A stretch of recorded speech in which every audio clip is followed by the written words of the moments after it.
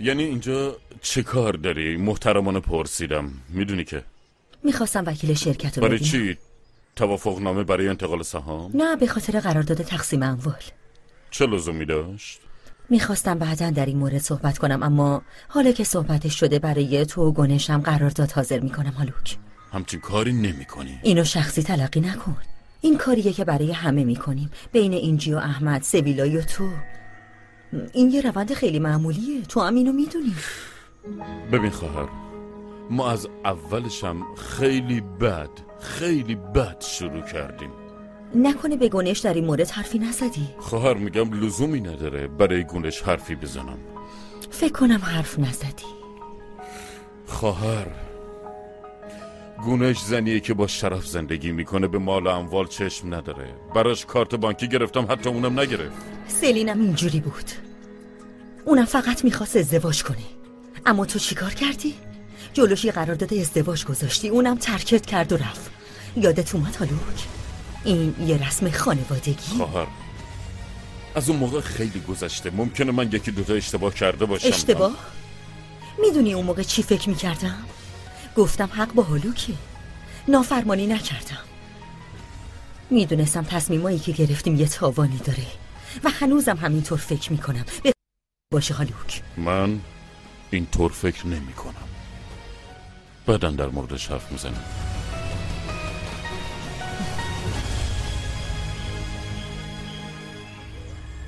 ممنونم عزیزم. نوش جونتون.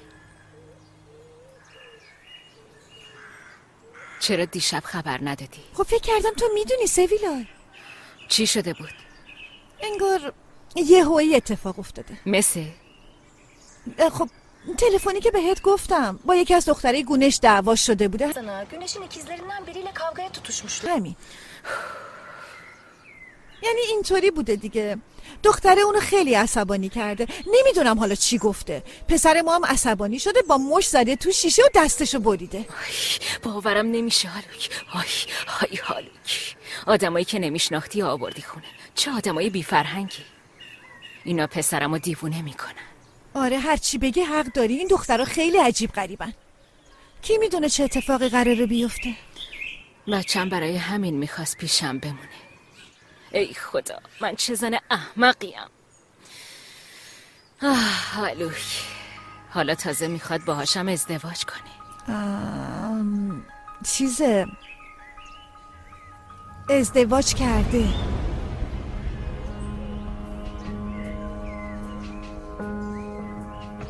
ازدواج کرده. چی؟ یعنی سویلای جون یه دفعه ای رفتن با هم عقد کردن، اونم تو کشتی. زنه مجبورش کرده. وای اصلا باور نکردنیه. میتونی باور کنی؟ سویلای جونم خوبی؟ از اولش هم قرار بود ازدواج کنن دیگه. حالت بد شد؟ نه خوبم عزیزم.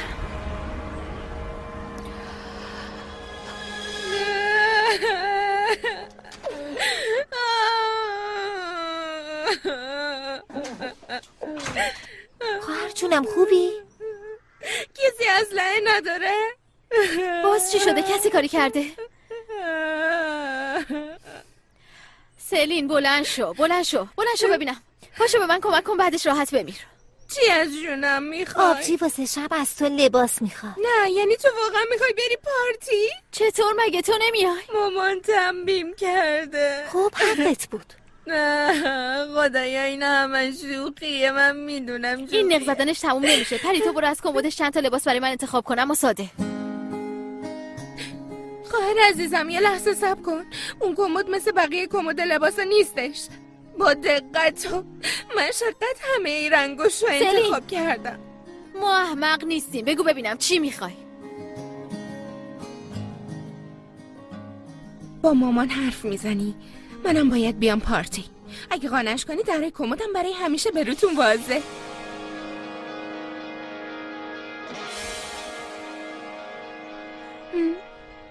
باشه با مامان حرف میزنم.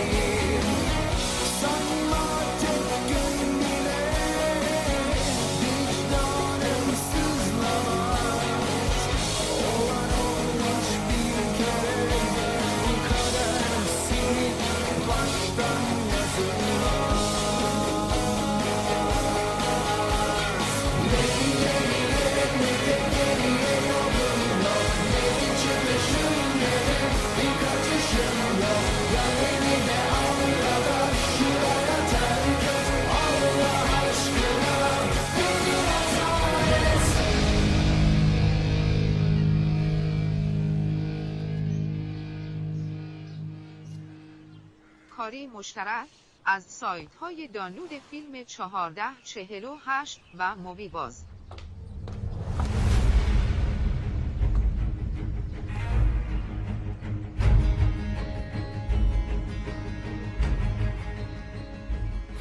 گفتم حالا که اومدم یه سلامیم بکنم. سویلای خانم، ببخشید، آخه اینجا اتاق من بوده، عادت دیگه. راستی مبارک باشه، ازدواج کردی، یه ازدواج سری.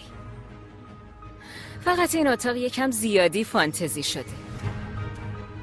البته زیادم بد نیست، بهت میاد. سویلای خانم شما حالتون خوبه؟ خیلی خوبم عزیزم. لطفاً از اتاق بریم بیرون. البته که میرم، اما قبلش اینو بگم، اگه دخترات یه بار دیگه به پسرم نزدیک بشن خیلی بد میشه. اومدی تو اتاقم و داری تهدیدم میکنی، اونم با دختران؟ شوخیت گرفته؟ مادر چیه که دخترها چی باشه؟ یه بار دیگه اسم بچه های منو به زبون بیاری اون موقع است که میبینی مادر چیه. آروم باش عزیزم. اگه به مزخرفاتت ادامه بدی اون موقع دیگه آروم نیستم.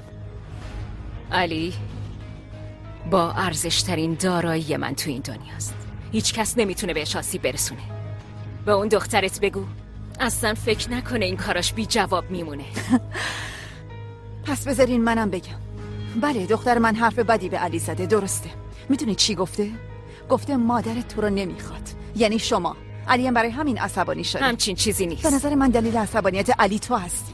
به جای اینکه با دیگران بجنگی بشین و یکم فکر کن. من راهنمایی تو رو نمیخوام. از اتاقم برو بیرون. نگران نباش، من سالها پیش از این اتاق رفتم، دیگم نمیخوام هیچ وقت برگردم. خداحافظ.